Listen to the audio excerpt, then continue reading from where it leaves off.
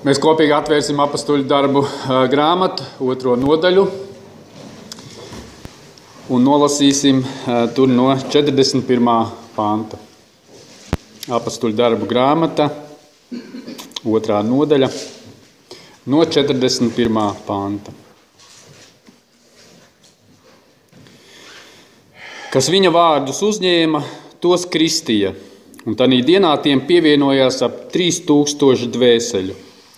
Un tie pastāvēja apostuļu mācībā un sadraudzībā, maizes laukšanā un lūgšanās. Visus pārņēma bailes, un apostuļi darīja daudz brīnumu un zīmju. Bet visi ticīgie turējās kopā, un visiem bija kopīgs. Viņi pārdeva savus īpašumus un rocību un izdalīja visiem, kā kuram vajadzēja. Viņi mēdza ikdienas vienprātīgi sanākt templī, pa mājām tie lauza maizi un baudīja barību ar gavilēm un vientiesīgu sirdi, slavēdami Dievu. Un viņi bija ieredzēti visā tautā, bet tas kungs ikdienas pievienoja viņiem tos, kas tika izglābti. Āmen. Mēs nolieksim galvas lūkšanā. Kurības pilnais Tēvs debesīs, paldies par šiem bagātīgiem vārdiem, ko Tu mums esi atstājis. Paldies, ka varam gremdēties šajā patiesībā, šajā apostuļu darba grāmatā un redzēt to, kā Tu iedibināji savu draudzi un kādus principus Tu esi nolicis, lai draudze būtu stipra, lai tā augta, lai tā būtu patstāvīga, lai tā dzīvotu Tavai slavai, kungs. Palīdz, ka mēs katrs viens spējam šajos vārdos iegremdēties, uzņemt, apēst tos, norīt tos, lai šie vārdi iesakņojās mūsu sirdī, izspoguļo mūsu sirdis un ir par mūsu sirds un domu prātu tiesnesis. Palīdz mums apzināties, kungs, ko mums nozīmē draudzi, un palīdz mums apzināties to, kāda ir mūsu nesums un devums draudzēji. Kungs, paldies, ka varam ņemt šo dalību pie Tavas dievišķās godības. Svētī mūs šai patiesībā un vadi savā patiesībā. Jēzus vārdā. Āmen. Sēdiet.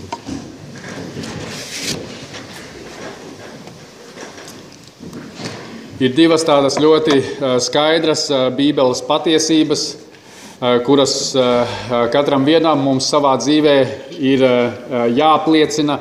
Un pat naktī pamodinot, mums šīm patiesībām ir jābūt ļoti skaidrām mūsu sirdī un mūsu prātā, ka mēs šīs patiesības spējam savā dzīvē apliecināt cilvēkiem, kas ir mums apkārt. Un viena no šīm patiesībām ir tikai Kristus.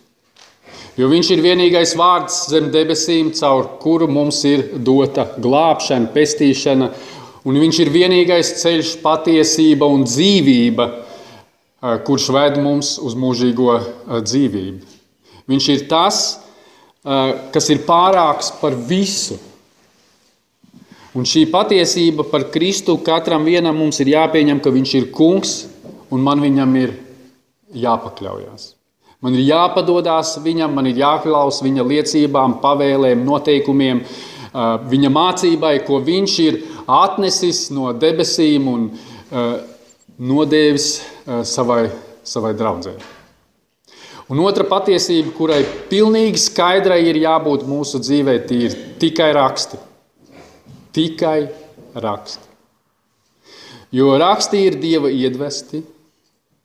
Pats Dievs tos ir iedvesis, un tas ir Dieva vārds, ko mēs lasām. Un tas ir dzīvs un spēcīgs un asāks par abās pusēs griezīgu zobenu. Tas ir vārds kā spogulis, pie kura mēs pieejam, kurā skaidri mēs varam saredzēt realitāti, kādā mēs dzīvojam.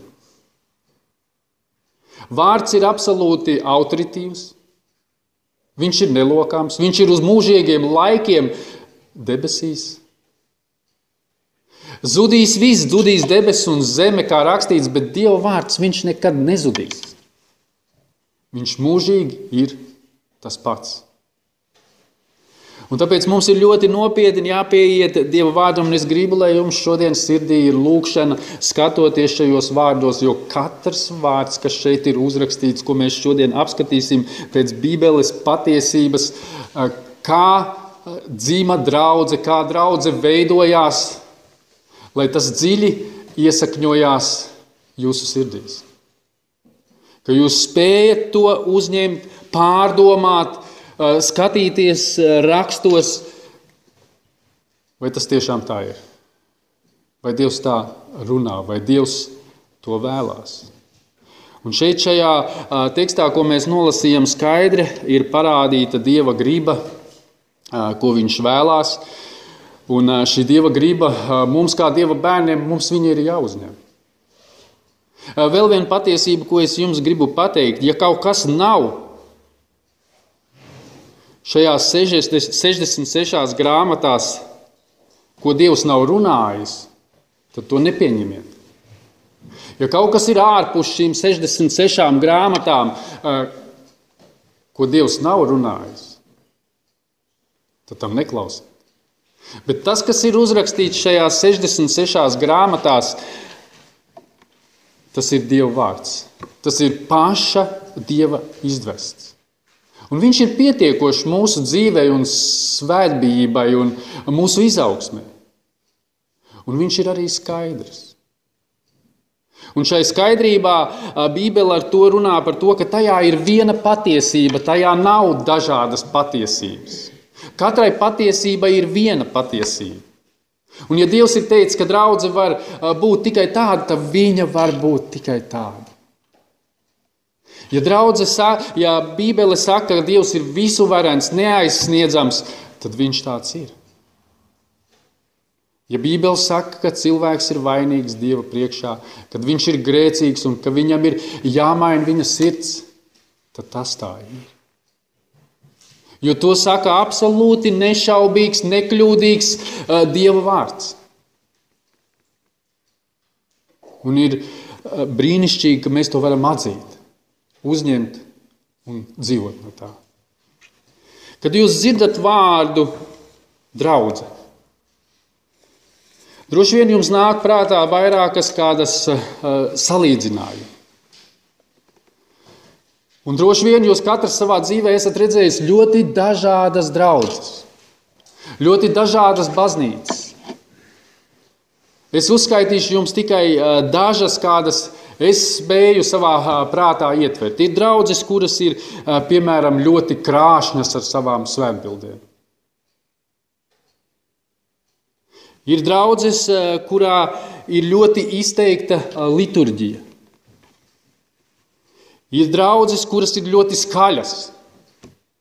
Ir draudzes, kuras ir ļoti emocionāli pielādētas. Ir draudzes, kurās viss notiek ļoti spontāni. Es domāju, ka jūs esat sastapušies un varbūt kādreiz kaut kur dzirdējuši, ka cilvēki saka, ļausim, lai gars mūs vada. Nāc pastāst, ko gars tev teica. Arī tādas draudzes ir šodien, kas grib vadīties pēc tādiem principiem, bet šāda domāšana ir izspiedusi ārā Dieva vārda autoritāti. Cilvēks pats grib būt par autoritāti un uz savu pieredzi grib veidot draudzi un draudzes dzīvi. Ir draudzes, kas dzenās pēc popularitātes, ir draudzes, kuras skrien pakaļ pasaules modei. Kāds mācītājs stāstīja, viņš bija pie kādas draudzes Amerikā piebrauc, kur ir izkarināts liels plakāts. Mēs par notievēšanu. Pēc gada viņa brauc šai pašai baznīcai garā un ir jau jauns plakāts. Mēs par tīru ekoloģiju. Un var par daudzām šādām lietām cīnīties un strīdēties. Bet kam mēs gribam būt līdzīgi? Kad mēs lasām šeit apostuļu darbos šīs rindas pirms 41. panta, ir teikts, izglābieties no šīs samaitātās cilts. Tur ir skaidri parādīts, ka nekāda draudzība ar šo pasauli. Beidziet no šīs samaitātās cilts, beidziet no šīs pasaules domāšanas, beidziet no šīs pasaules uzskatiem. Jo tieši šīs pasaules uzskati ir tie, kas cilvēks veda uz elli. Kas sludina humānismu, kas sludina to, ka cilvēks ir vērtība, kas visu laiku cenšas pacelt cilvēku pašapziņu. Un cilvēki bieži vien var sastrīdēties par draudzi. Un kādi cilvēki teiks, draudzē ir jābūt tikai tā. Bet kādi citi teiks, nē, draudzē ir jābūt tikai tā. Un vēl kādi citi teiks, mēs darīsim tikai šādi. Mēs varam darīt tikai tā, kā to nosaka Bībele. Atcerieties, es jums devu piemēru, salīdzinot draudzi ar tādu strautiņu, kurš tek. Mēģināsim drusku ilustrēt, kad jūs redzat strautiņu un jūs iesiet strautiņām uz augšu, par strautiņu uz augšu, kur jūs nonāksiet? Jūs nonāksiet pie tā avota, kur strautiņš iztek. Un kad jūs ieraudzīsiet to vietu, jūs redzēsiet, ka tieši šajā vietā sitās no zemes ārā pats tīrākais, skaidrākais, dzidrākais ūdens. Un jūs gribat pieplakt pie šī strautiņa un padzerties. Un tad jūs meklējat kādu trauku, kur piepildīt šo ūdeni, lai viņu paņemtu līdzi. Jo viņš ir dzidrs, viņš ir baudāms, viņš ir patīkams. Tāpatās tas ir ar Dievu vārdu. Mīļie, paiesim par šo strautiņu uz augšu. Un apskatīsimies to, kādu tad draudzi Dievs ir veidojis. Kā draudzi Dievs ir iedibinājis. Mēs pagājuši reizi jau paskatījāmies tur 3 svarīgas lietas, ka draudze veidojās svētā gara spēkā caur biblisku svētrumu. Cilvēkam ir jādzird Dieva vārds. Un tad, kad cilvēks dzird Dieva vārdu, viņam ir jārēģē. Cilvēks tiek bieži vien satriekt no Dieva vārda. Un cilvēkiem ir jānes pienācīgi atgriešanās augļi. Vēl viena patiesība, ko es jums gribu pateikt attiecībā pret Bībeles autoritāti. Ja jums nav Bībele autoritāte, tad jums ir autoritāte kaut kas cits. Savādāk nevar būt, ja nav Bībele autoritāte. Loģiski domājot, mēs nonākam pie tāda secinājuma. Tātad Bībele nav autoritāte. Tātad kaut kas cits, kas ir jūsu dzīvē, tas formē jūsu dzīvi. Un jūsu dzīve noformējās ar dažādiem ieradumiem, ar dažādiem viedokļiem, ar dažādiem dzīves uzskatiem. Kad šie dzīves uzskati viedokļi ir jums izveidojušies, no tiem ir izveidojies jūsu ieradums, pēc kā jūs dzīvojat, un jums tā ir viegli. Un skatieties, tagad sastopoties ar Dieva vārdu. Dieva vārdam ir jūs jāpārliecina par to, ka jūsu dzīve nav bijusi pareiza. Ka jums jūsu dzīve ir jāmaina. Un mīļie, jūs spēsiet mainīties tikai tad, kad jūs atzīsiet to, ka tā ir pilnīgi absolūta autoritāte. Ja jūs neatzīsiet to par pilnīgi absolūtu autoritāti, jūs nemainīsieties, jūs uzskatīs, var, nevar, varbūt un varbūt nē. Bet tikko jūs pieņemat to, ka tā ir absolūta autoritāte un Dievs runā un man jārēģē uz to, nav izvēles. Man ir jāmainās. Un to es gribu salīdzināt. Es zinu, ka ir datori, ko cilvēki lieto. Jaunieši ļoti profesionāli uz datoriem, viņi ļoti labi māk ar datoru rīkoties.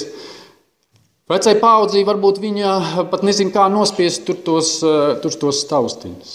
Un tāpēc mums vajag kādu speciālistu, kas mums iemāca. Un mēs zinot, ka viņš ir datorspeciālists, mēs uz viņu paļaujamies un viņam uzticamies. Kāpēc? Tāpēc, ka mēs zinām, ka viņš ir autoritāte. Tāpēc, ka viņš zina to. Un mēs pat nedomājam līdzi, mēs darām to, ko viņš liek. Spied uz to taustiņu, es spiežu uz to, ieiet tanī vietā, es eju uz to vietu, nobīdu tur to bultiņu, es nobīdu viņu tur. Un tāpatās arī šeit. Tieši tāpatās. Dievs saka tā, dari tā. Dievs saka tā, dari šitā. Un ne savādāk. Pat tad, ja es nesaprotu, pat tad. Ja es esmu pieņēmis absolūtu dievišķu autoritāti. Tad svētā gara atmodu, mīļie, sākās ar biblisku svētrunu, veidojās draudzes. Ja nav biblisku svētrunu, draudze piepildās ar neticīgiem cilvēkiem. Un tā ir šodienas nelaime. Cilvēki tiek izklaidēti, cilvēkiem tiek piedāvāts dažādas programmas. Mēs par notievēršanu. Nāciet, būs sasniegumi. Mēs par ekoloģisku tīrību. Nāciet. Jūs taču gribat, lai jūsu bērni aug veselīgā nākotnē.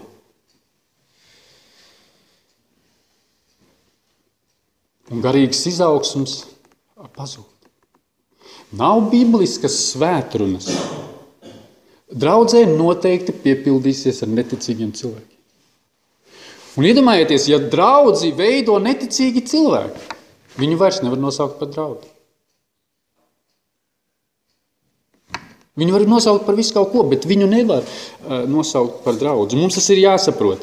Vēl viena atziņa. Apostuļu mācība nav tā, ko viņi jūt vai ko viņi nosapņoja. Absolūti ne. Apostuļu mācība ir stipra balstīšanās uz Kristus personību un uz viņu mācību. Lūk, kas ir apostuļu mācība. Tā ir stipra balstīšanās par faktiem par Jēzu Kristu. Un par mācību, ko Jēzus ir atnesis. Tātad skan vārds, un mēs vārdu pieņemam. Nu, atkal padomājiet loģiski, mīļie, lai vārdu pieņem, tad es gribu papriekš iezīmēsim pirmo lietu, ko es gribu šodien uzsvērt. Lai būtu veselīga draudze, ir pirmkārt vajadzīga viena lieta. Labprātīgi uzņemt vārdu. Mēs to arī šeit izlasām. 41. pantā. Kas viņa vārdus uzņēma.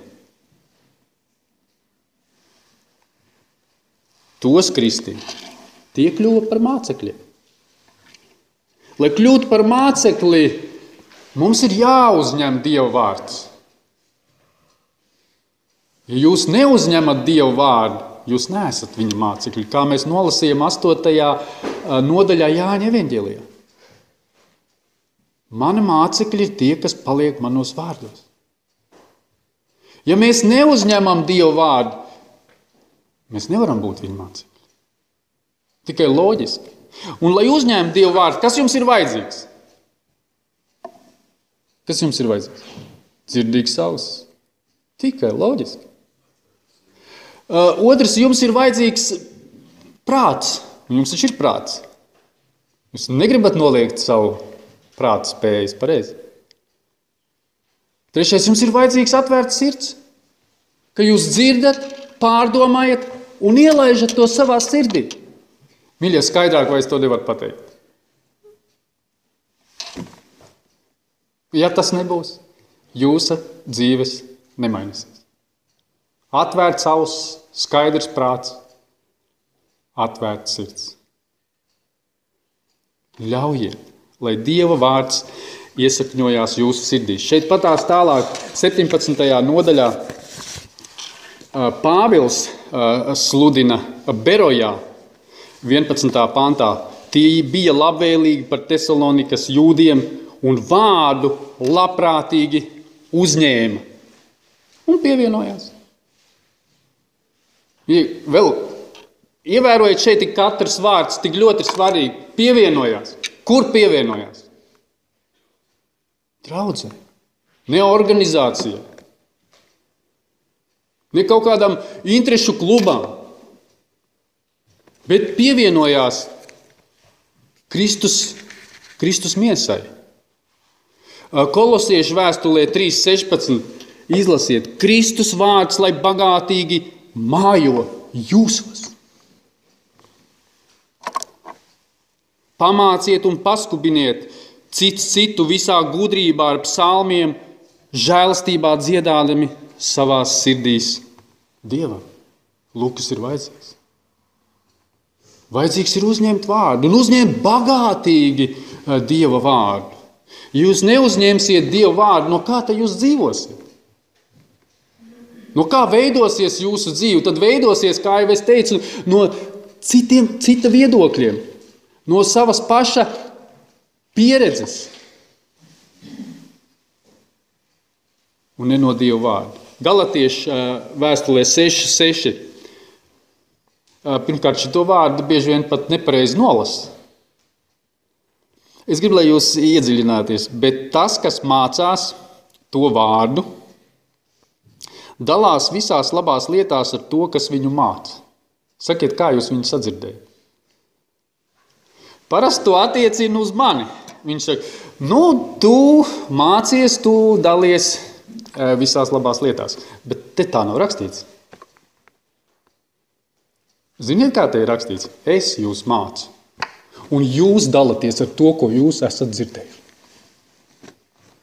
Tā šeit ir. Izlasiet vēlreiz šo pāntu. Bet tas, kas mācās to vārdu, lai dalās visās labās lietās ar to, kas viņu māca. Un brīnišķīgi, un es pat abrīnoju to, kā Dievs mūs ir vadījis, ka mēs izveidojam blakus šo sadraudzības telpu, kurā mēs sanākam kopā un pārunājam svētru. Ko jūs esat sapratuši no tā, kas tika sludināts? Ka mēs pārunājam svētru. Ka mēs dalāmies mīļi ar to. Jo kā tad, lai man saprast to, ja es sludinu, kā man saprast, vai tu saprati? Vai tu zini nākamo soli, kas ir darāms? Mīļie, tur, kur uzņem vārdu, tur valda īpaša atmosfēra. Tur, kur uzņem vārdu, tur valda vienotība, tur valda saskaņa brāļa un māsu starpā. Vēl vairāk pareizi noformētas zināšanas vārdu uzņemšana pasargās jūs no maldiem. Vēl patiesi uzņemts vārds dos jums iedvesmu, uzmudinās, pamācīs. Atveriet Tesaloniķiešiem, lasīsim šodien daudz raksta tā, lai tuldnes ir uz pirkstiem. Lai mēs saprotam, cik vērtīgs ir Dieva vārds, kas mums ir dāvāts. 1. Tesaloniķiešiem 2. nodaļa no 11. panta. Mēs ikvienu no jums tas ir zināmu, kā tēvs saviem bērniem, uzmudinājām, pamācījām, pārliecinājām, dzīvot tā, lai būtu sava Dieva cienīgi, kas jūs aicina savā valstībā un godībā. Tāpēc mēs patstāvīgi pateicamies Dievam, ka jūs uzklausījuši mūsu sludināto Dievu vārdu, tos esat uzņēmuši. Kā Dievu vārds. Skatieties, mācītājs sludina no rakstiem. Un jūs pieņemat ne kā mācītāja vārdus, bet jūs pieņemat kā sludinātu Dievu vārdu. Un tā šeit ir rakstīts. Un viņi uzņēma. Viņi uzņēma labprātīgi, viņi gribēja mainīties. Un viņi saskarsme ar vārdu palīdz mums vēl viena lieta – iepazīt Dievu.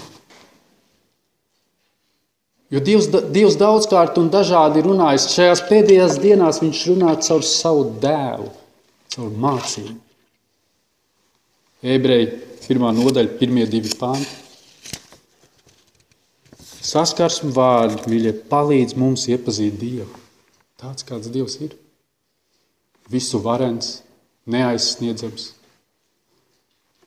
Kurš mīl ar beznosacījumu mīlestību. Kurš dusmo savā svētumā pār cilvēkiem, kas apslāpē dievišķu patiesību.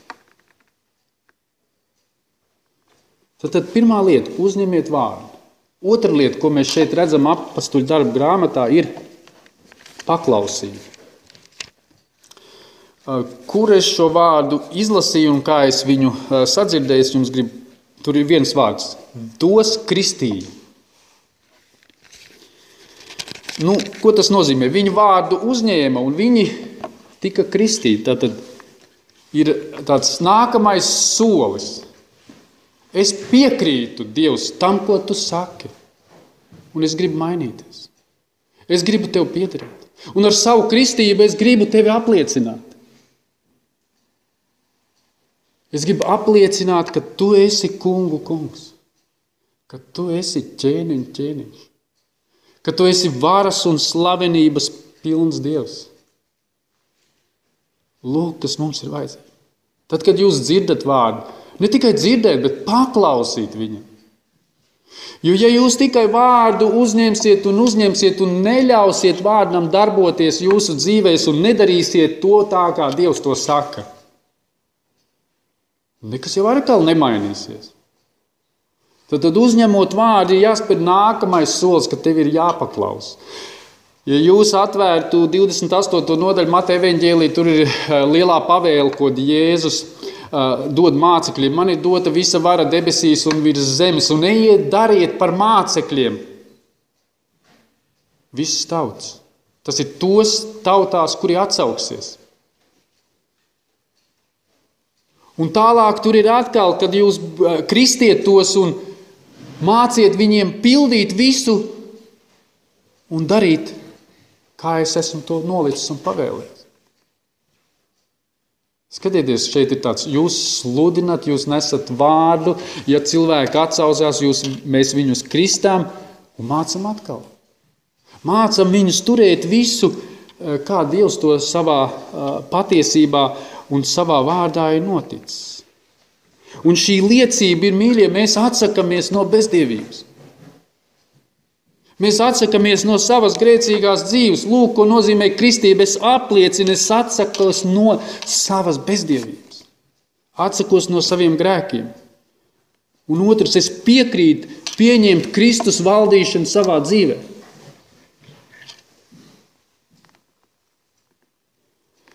Parasti tajā laikā Kristu pieņēma pagāni. Tie, kuri vēlējās pāriet judaismā. Viņus mazgāja ar ūdeni, kad viņi bija jūdu mācību pieņēmuši, un viņi pievienojās judaismu ticībai.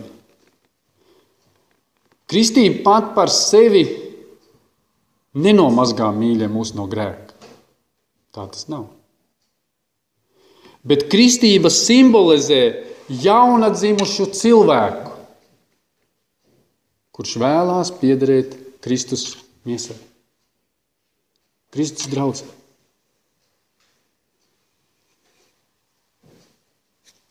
Un mīlēt Dievu, mīļie, mēs varam tikai tik daudz, cik viņu pazīstam un cik paklausam viņa vārdam. Vairāk jūs nevarat viņu mīlēt. Tā kā daudzi cilvēki saka, es mīlu Dievu, bet kad tu viņiem prasi pastāst man par Dievu, kāds viņš ir, viņi to nevar. Tad kā var mīlēt to, ko tu nezini, ko tu nepazīsti?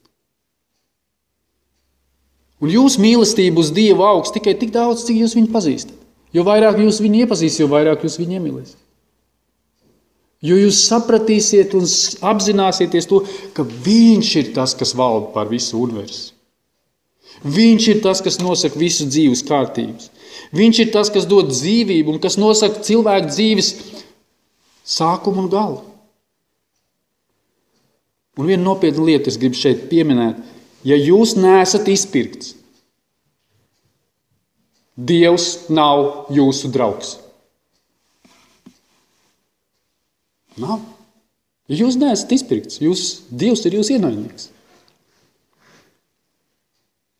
Jo Dieva dusmas no debesīm atklājās par visu cilvēku bezdievu un netaisnību, kas savā netaisnībā apslāpē dievišķo patiesību. Ja tu pārproti viņa neizsmeļo laipnību, patiesību un lēnību, nesajēgdams to, ka Dieva laipnība tevi aicina uz atgriešanos un vada uz atgriešanos. Ja jūs neesat izpirkts, Dievs nav jūsu draugs. Tāpēc pārbaudiet savus sirds. Izsakojiet savus sirds. Vai Jēzus Kristus ir jūsos? Vai jūs stāvat ticībā? Jums ir vajadzīga augstāka autoritāte nekā jūs paši. Lai jūs mainītos.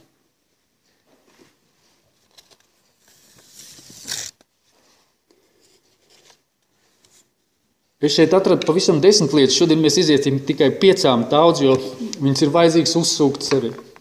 Šīs patiesības, mīļas, tas ir tas, kā draudze sākās. Kā draudze veidojās, kas bija tie principi. Es gribu vēl vienu tādu atziņu pateikt. Šodien mēģiniet satvērt to, kas priekš jums ir draudze. Mēģiniet noformēt savā saprātā, sirdī. Kas jums ir draudze? Kā jūs to saprotat, uztverat? Un otra lieta, ko jūs ienesat, draudze? Saprotiet, ik viens atzīmes cilvēks, viņš nes svētību. Viņam ir jānes svētība. Viņš ir dalībnieks pie dievišķās godības. Un ienākot draudzē, savienojoties ar Kristu miesu, jūs savienojaties ar citiem kristiešiem. Tad jautājums, vai jūs palīdzat citiem kristiešiem pieaugt Kristu? Kādu svētību jūs draudzē nesat?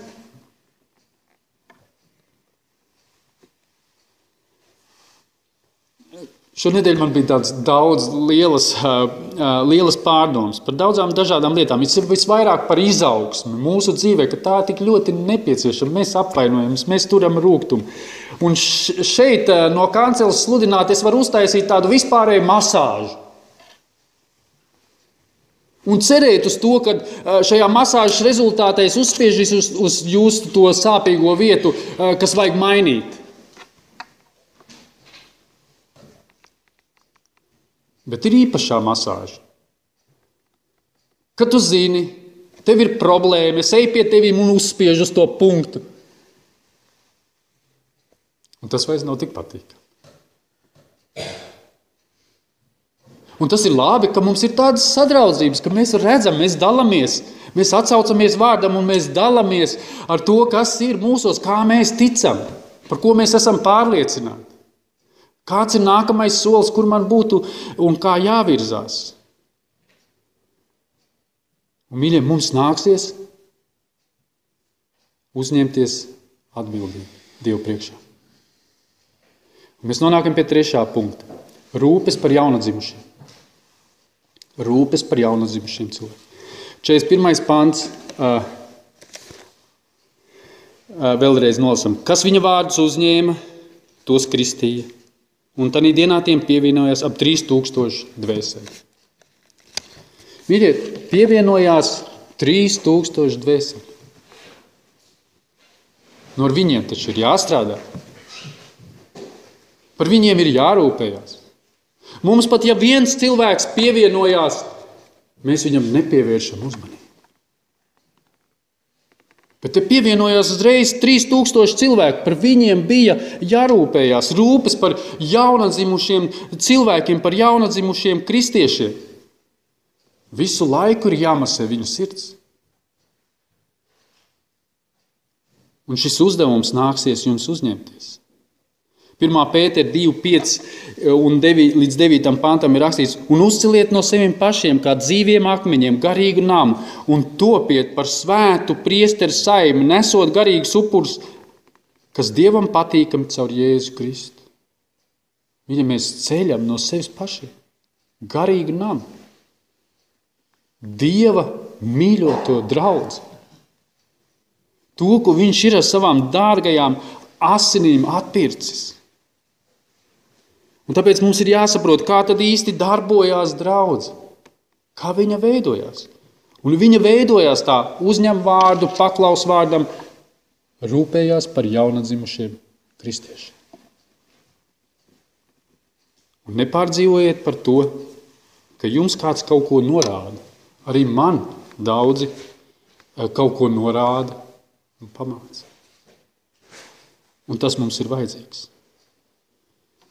1. Tesaloniķieši vēl 5.14. Mēs jums liekam pie sirds, brāļi, pamāciet nekārtīgos, iedrošiniet bailīgos, palīdziet vājamiet, esiet pacietīgi pret visiem.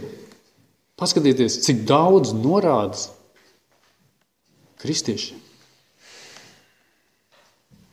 Un Pāvils šeit saka, es jums lieku pie sirds, mīļie draugi, es jums lieku pie tā paša vērtīgākā, kas ir jūsu dzīvē, tā ir jūsu sirds, no kurienes izriet dzīvība.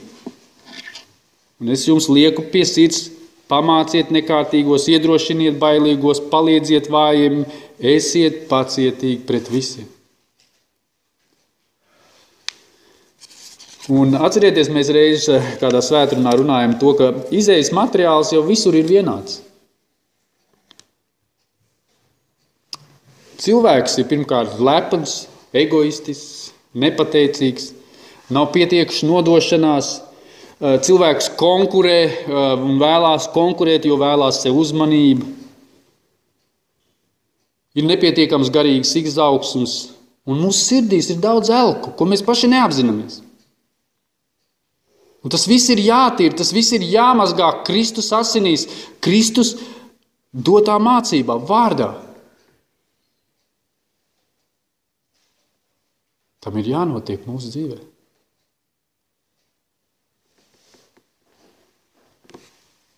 Un jūs teiksiet, lai redziet tajā draudzē, redz kā tur visi, tur labi, tur viss lielas lietas un tā tālāk.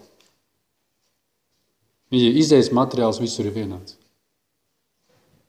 Pilnīgi viss. Jo cilvēka dzīvums ir grēcīgs. No mazām dienām viņam ir ļauna sirds. Un šī ļaunā sirds ir jāmaina. Un tas notiek atgriešanās rezultātā. 4. lieta, ko mēs redzam, kas dominēja pirmajā draudzē, ka mēs par šo strautiņu paejam uz augšu, tā ir mācība, apostuliska mācība. Un mēs nolasam 42. pantā. Un tie pastāvēja apostuļu mācībā.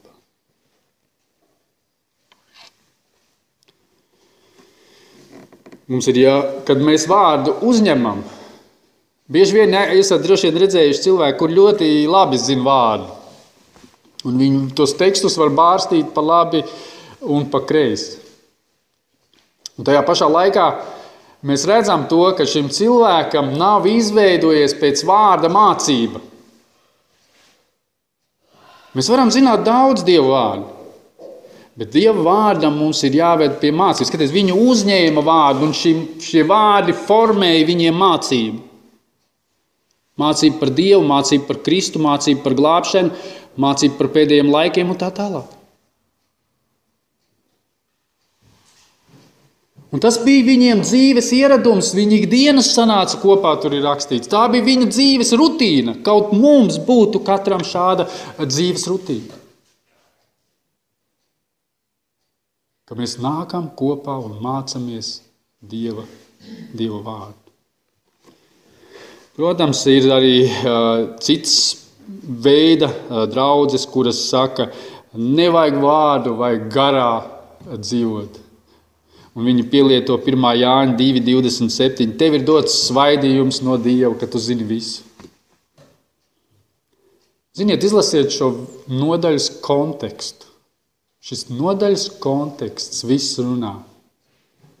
Tēvi, pamāciet savus bērnus, pamāciet jaunekļus, pamāciet sievas, pamāciet vīrus. Viss ir mācībā. Nav tā, man gars teica. Draudzi, ko vada svētais gars, ir draudze, kura stāv mācībā. Es atkārtošu vēlreiz šo patiesību. Draudzi, kuru vada svētais gars, ir tā, kas stāv mācībā. Apostuliskā mācībā. Un mācība mums, mīļie, palīdz pastāvēt pretīm grēkam. Noturieties, kā jauneklis uzturēs savu ceļu šķīst, kā psalmā rakstīts, kād viņš turēsies pie taviem vārdiem. Vēl mācība ir mūsu tulkotājs. Ko es ar to domāju? Mēs sastopamies ar visādām dažādām dzīves situācijām un lietām. Un es varu šīs dzīves situācijas un lietas izskaidrot dažādas. Es viņas varu izskaidrot no savas pieredzes, un es viņas varu izskaidrot no Dieva vārda. Lūk, kas ir vajadzīgs. Un lielākā kļūda, ko cilvēks var izdarīt, kad jums cilvēks atnāk pēc padomu, dot viņam padomu pēc savas pieredzes. Jūs viņu iemācīsiet nepareizi. Bet ja jūs viņam dosiet padomu un dod Dieva vārdu, pirmkārt viņš nes autoritīvu spēku un viņš maina cilvēku sirdi. Lūk, kāpēc ir vajadzīga mācība?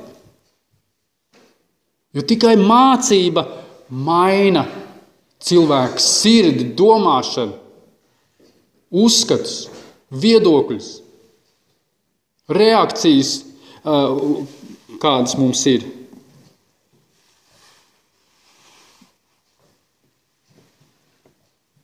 Un mācība mums piedāvā tādas akmentiņas, kas mums patīk un kas mums arī nepatīk. Ir daudz brīnišķīgu apsolījumu Bībelē, par kuriem mēs dzirdot, mēs momentāli smaidam, mums ir prieks.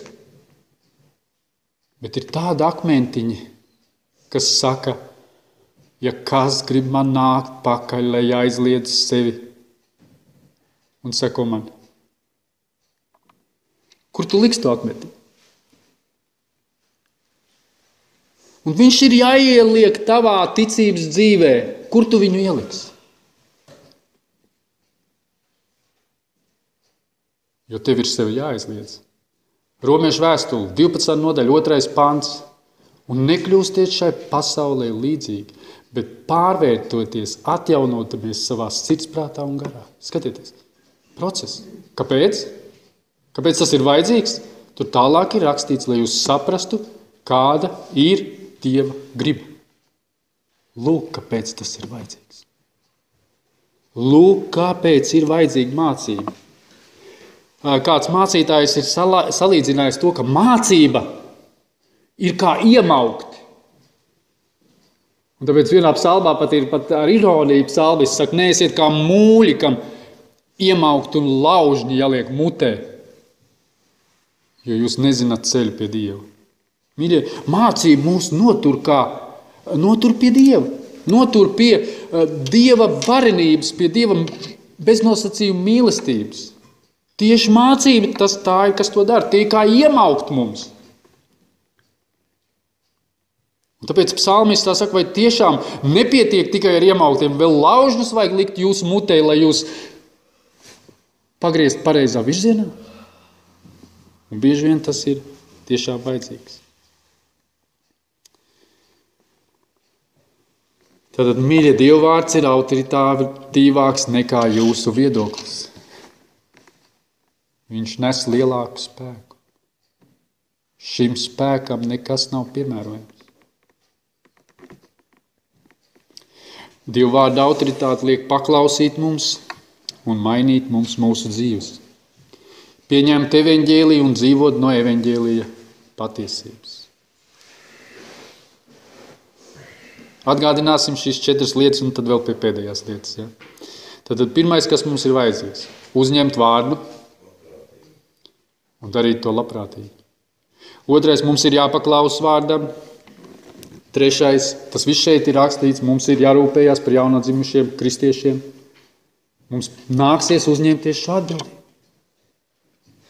Audzināt savus bērnus, audzināt savus sievas, norādīt vīriem, ka viņi griež galvu nepareizā virzienā un tā tālāk.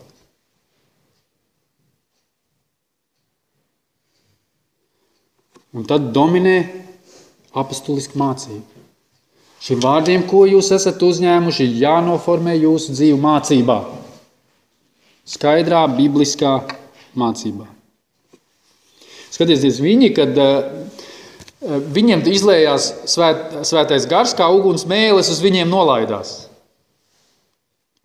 Un apostuļi taču varēja skraidīt apkārt un tagad teica, uz mums nolaidās pats visvarenais spēks, uguns mēlēs. Mēs te varam visus pamācīt un norādīt, ko vajag darīt. Viņi tā nedarīja. Viņi nāca kopā un pastāvēja apostuliskā mācība. Lūk, ko viņi darīja. Bet varēja.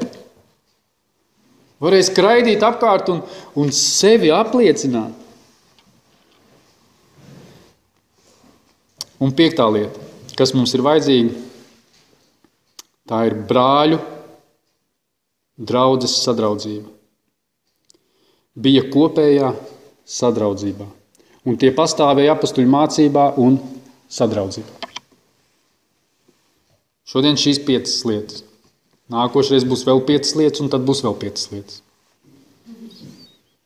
Tā kā šeit apēdiet katru vārdu, kas nāk no Dieva mutes. Viņiem bija kopēja sadraudzība. Tas nozīmē, viņiem bija vienotība. Kā mēs lasām un redzam, šeit materiālisms zaudēja savu vērtību. Viņi dzīvoja kopēju dzīvi, turējās kopā, vienā garā, vienā mīlestībā. Šodien ir tā nelaime, ka materiālisms pārņem mūsu dzīvi. Ka materiālisms dominē mūsu dzīvē, un mēs dzenamies, mēs to gribam, šo gribam, tam ir un man vajag. Un mēs nekopjam šīs sadraudzības. It sevišķi tad, ja mēs redzam, tu neatbilst man.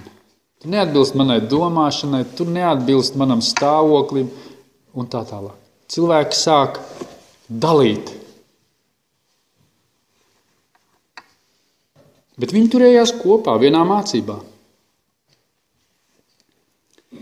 Un arī mums tas ir vajadzīgs.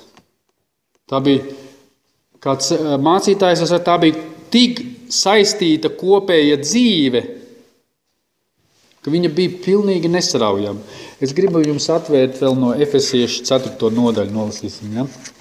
Tur ir ļoti būtiski, ļoti skaidri šis vārds parādīts. Efesiešu vēstule, 4. nodaļa, 15. un 16. pants. Bet patiesi būdam mīlestībā, visās lietās pieaugsim viņā, kas ir mūsu galva, proti Kristus. Viņā visa miesa kopā saturēta un visādām palīga saitēm vienota, patstāvīgi aug pēc tām spējām, kas katras viņas daļai dotas, kļūdama aizvien pilnīgāk mīlestība. Šeit tiek parādīta tāda Kristus miesas draudzes dzīve, ka mēs esam saistīti viena ar otru. Ja jūs esat jaunadzims, jūs esat kristīts Kristus miesā un jūs esat atbildīgs par savu brāli un par savu māsu. Un jums nāksies uzņemties šo atbildību, jo savādāk jūs ignorējat Dievu patiesību. Vajag dariet vispārēju masāžu, vajag dariet īpašu. Jo mums ir jāmainās. Un tā nav tādu tantu pasēdēšana pie veikala un papļāpāšana. Tā ir reāla dzīve, un šīs 5 iezīmes bija skaidri redzams pirmajā draudzē. Lai Dievs uz to mūs svētī. Lai Dievs nostiprina šo patiesību mūsu sirdīs, ka mēs pēc tā dzīvojam. Āmen. Lūksim Dievu.